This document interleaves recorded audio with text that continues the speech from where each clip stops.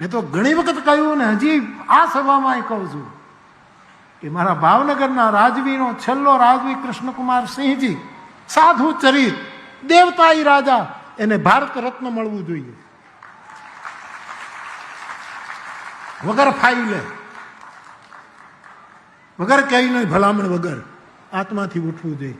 જેણે પહેલું રાષ્ટ્ર સરદાર પટેલને આપી દીધું ભારતની એકતા માટે. હું 2-3 વખત હું બોલ્યો, આવું મનમાં થાય છે. અને પછી ન અપાય તો પછી આપણને પછી યાદ આવશે ગાંધીજીને નોબેલ ન અપાયું, બધાને પસ્તાવો થાય છે. એટલે સાચું નોબેલ તો ગાંધીને જ મળવું જોઈએ ને, એને ના અપાય. હવે બધા અને હવે નોબેલ એટલું સસ્તું થયું કે જેને આપો એ બીજાને આપી દે. ખોખોની રમત જેવું થઈ ગયું છે. બોલો તો ખરા, કેવું આમાં રમકડું કરી દીધું નોબેલ પ્રાઇઝને. નોબેલ પ્રાઇઝ નોબલ લોકોને જ મળવું જોઈએ.